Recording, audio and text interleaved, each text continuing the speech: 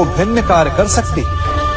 यदि डाकू के हाथों में आ गई तो उसका भय दिखाकर वो लोगों को लूटेगा, निरपराधों का रक्त बहाएगा।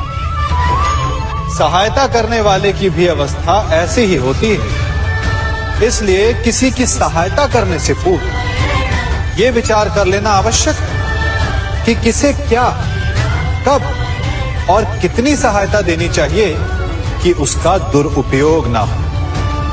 यदि आपकी सहायता से कोई अधर्म हुआ तो उसके उत्तरदायी आप ही होंगे। जीवन में कई बार ऐसे अवसर आते हैं कि आप लोगों से मिलने जाते हैं और उनसे कुछ आकांक्षाएं भी रखते हैं, और कई बार जीवन में ऐसे अवसर भी आते हैं कि लोग आपसे मिलने आते हैं। इसलिए अतिथियों का सम्मान करने से पूर्व सदा कुछ बातों को स्मरण रखना आवश्यक होता है। यदि कोई आपके पास मिलने आता है तो उसके 3 कारण हो सकते हैं। पहला कारण होता है भाव, दूसरा अभाव और तीसरा प्रभाव।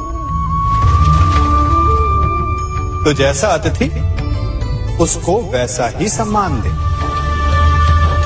यदि आपके पास कोई भाव से आए तो उसे केवल आपका प्रेम चाहिए, आपका सानिध्य चाहिए, और यदि कोई अभाव में आया तो उसकी उतनी सहायता अवश्य करें जितना आप करने में सक्षम हो, परंतु इतनी अधिक भी ना करें कि वो उस सहायता का दुरुपयोग कर बैठे।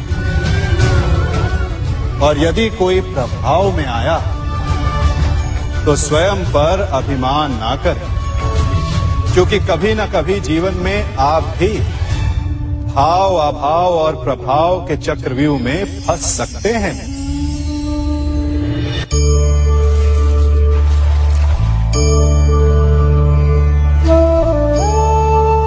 यदि जल को मुट्ठी में कसकर बांधें तो जल कैसे अपना मार्ग बनाकर निकल जाता है, इसी धारा की भांति यही अवस्था हमारे अपनों के साथ भी होती है।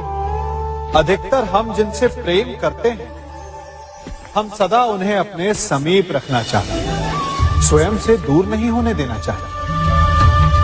चिंता करते हैं, भय खाते हैं कि कहीं उनके साथ या उनसे कुछ बुरा घटित ना हो जाए, और ऐसे में